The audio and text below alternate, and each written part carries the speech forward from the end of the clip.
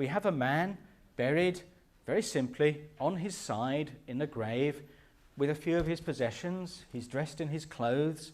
He has a blanket drawn up over his legs as if he's asleep, and that's about it. Not terribly spectacular. It has its own intrinsic interest, but in a wider sense, not very remarkable.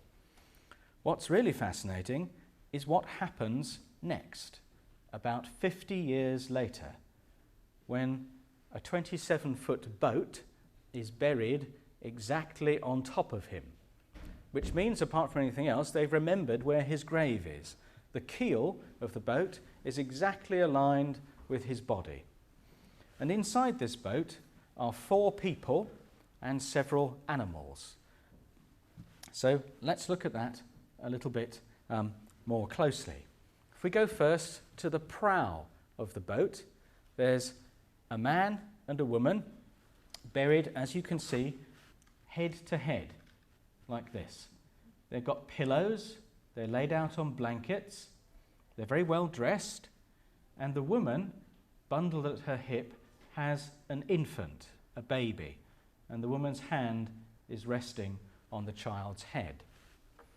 They have all sorts of objects around them, different household items. I don't want to say too clearly that such and such an object belongs to the man or belongs to the woman, because we don't know. They're laid around them in the boat. If you look at the man up here, he's surrounded by weapons. He has a sword, there's some spears, axes, and 3 shields. And also things laid around on those objects. So on this shield, laid flat, you've got a series of nested bowls. You probably can't see the detail here, but on the scabbard of his sword are a number of spindle whorls that you use for spinning thread. They've been placed very carefully along the line of his sword. So everything you see here is very deliberate. Nothing about this is random. They haven't just thrown a lot of stuff into a boat. And then, if we move amidships to the centre of the boat, we find a horse that's been treated rather unfortunately. It's been decapitated and also dismembered, so they've taken off its limbs, and then they've tried to sort of reassemble it in roughly anatomical position. This was excavated quite a long time ago, in the 1950s, so the records are not that complete, but it seems there were other animals around as well, especially birds, though we don't know exactly where they are in the boat. But if we move towards the stern, just behind the horse, we have a dog. And the dog too has been very roughly treated.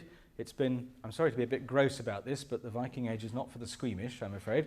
So I hope you don't go pale or anything. But the dog has been kind of pulled apart. Its front legs are missing.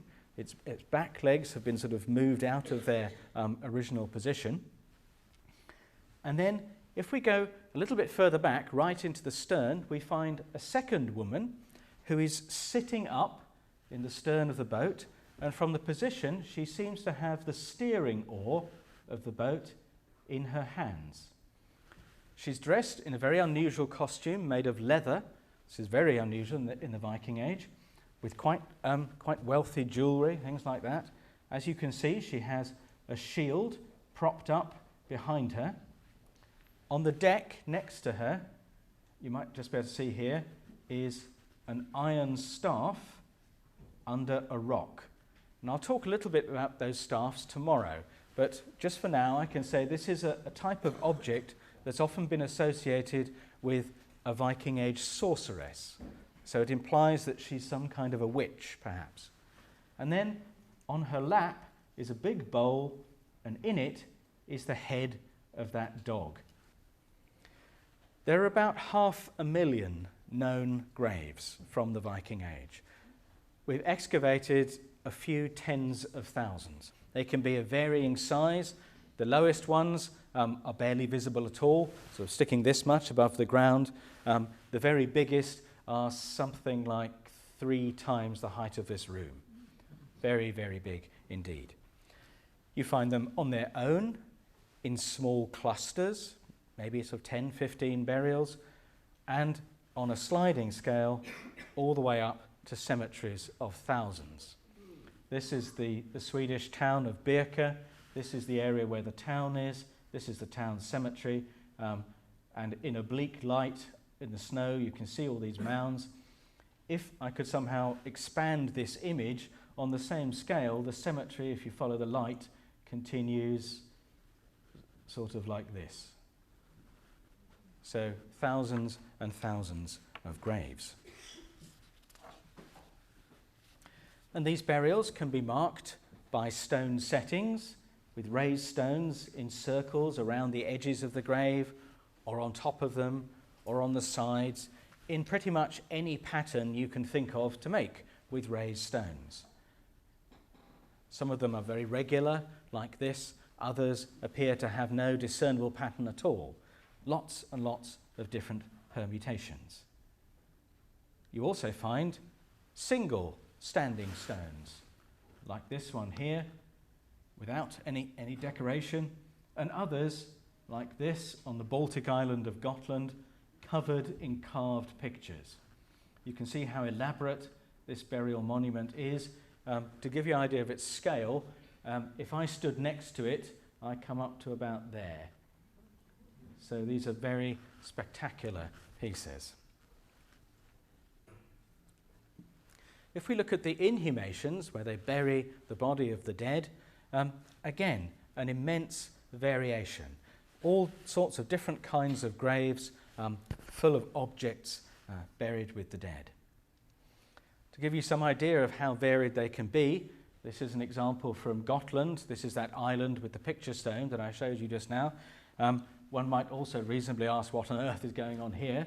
You have a very young man buried with his fingers clutching a spear, and I think we didn't quite dare to reconstruct it like this, but I think the spear might be in his throat. And laying over him is an old man with a stone on his feet, and the young man has a stone on his stomach. And you can make of that what you will, because we don't know. I won't leave this on the screen very long. This is a particularly unpleasant one from Borre. A woman buried with very, very rich clothing. This is not a poor person at all. As you can see, her head has been removed, so has her lower jaw, and instead of her lower jaw, we have the lower jaw of a pig up here. And you can speculate what that might mean as well. Here we have a chap from Denmark who's been buried face down with lots of rocks on top of him.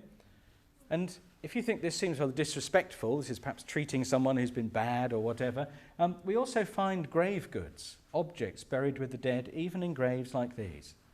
Some of them can be very complicated. This double grave from Gjerdrup in Denmark, you have a woman here with lots of very large rocks on top of her. Next to her is a spear. She has a knife and various other kinds of things. And then on the other side of the grave, you have a man rather squashed up to get him in the grave with very simple clothing. Very strange gestures. Both of them have one hand behind them on their buttocks and the other hand between their legs. Whether this means anything, we don't know. But again, these are very, very deliberate graves. You can see that nothing that I've shown you is random.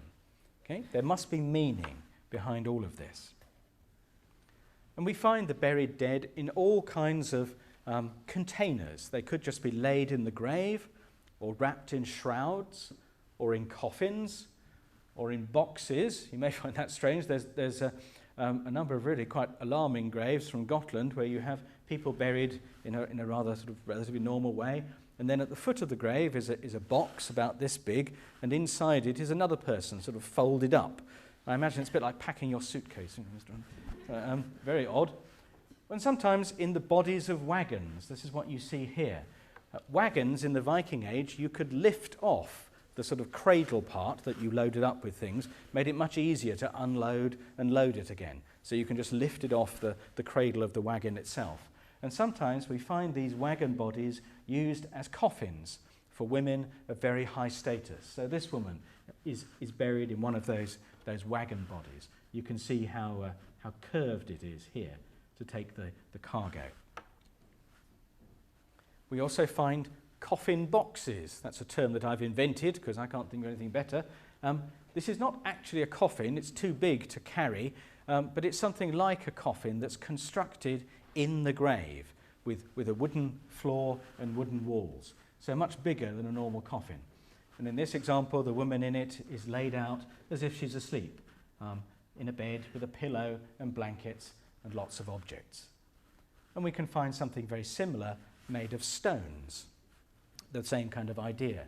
This is a variant we find in Norway, where the dead person is laid out on mats of birch bark that have been unrolled, and then the dead person laid out on them. But the same idea as those coffin boxes. Then we find chamber graves. These are quite literally underground wooden rooms. You can see they can be quite big. The very biggest ones, if one corner was here, they'd stretch something to about here maybe, in a square. It takes an awful lot of effort to make one of these. They're about 6-7 feet deep. You could get a lot into them. We find them mostly apparently dug in the summer. Very difficult to dig one of these in a Scandinavian winter. Though occasionally we find winter objects like crampons, the things you put under your feet to stop you slipping, which implies that they were digging these in the winter as well. This reconstruction is rather bare because it focuses on things that have been found in an excavation, but when we do have exceptional preservation conditions, we find that these chambers can be completely full of things that normally decay because they're made of wood or leather or perishable items, including, of course, food. This gives you all you need to go wherever it is you're going. And in them, you can find the dead, again, in all kinds of body positions, just as we have with the inhumations. In this case, a woman laid out on her back with objects all around her. In some of the deeper chamber burials, rather common actually, we find the dead sitting in chairs. This is particularly common at that town that I showed you, the one under the snow with all the thousands of burial mounds. And in that case, the burials, always of women sitting in chairs, are positioned so that as they sit in the chair, they look out towards the centre of the town. So wherever they are, around the edges of the settlement, they're looking back to the place they've come from. Lots of different kinds of things in these graves. This woman has a pile of blankets as a sort of footstool, dressed in all kinds of splendour. These particular women are both wearing dresses woven with gold and silver thread. They would have shimmered as they moved, very spectacular things. Then we can move to burials that you've certainly heard of, the famous ship and boat burials of the Vikings. The ones that we tend to focus on are the burials in ocean-going vessels, the great longships themselves. But actually we find people in any kind of vessel that would float. Small rowing boats like this, we find them in dugout log canoes, and sometimes in graves that are just shaped like boats, but don't have a boat in them. Other times we find bits of boats, just a few planks laid out along the side of a grave. It references a boat, but actually isn't one. And then we find things that just look like boats. Boats shaped out of standing stones, like this. And in them, these black dots here, we find spreads of cremated bone. They can be buried in the middle, round the edges, at the ends, outside, or just the stones themselves. So very complicated things. And some of these monuments are very spectacular indeed. Here you can see one on the cliff top in Skåne. This is the ship setting of Arla Stirna, and these little dots you can see here are people, which gives you an idea of how big this thing really is. What I'm putting on the screen now is one of those pieces of work that's very simple to present. It's just a map, but the amount of effort that's gone into creating this is absolutely vast. It's the work of an archaeologist called Johan Kalmar, who has gone through the museum archives of every museum in Scandinavia, describing the details of the burial rites from the Viking Age and mapping them. And what you see in this map, every dot on there And if we could zoom in on these particularly dense areas of settlements, the dots start to separate out. Every dot represents a different burial custom. In other words, this variation is absolutely total. This map pretty much represents the settlement pattern of Viking Age Scandinavia, focusing on the arable soils, the rivers, and so on.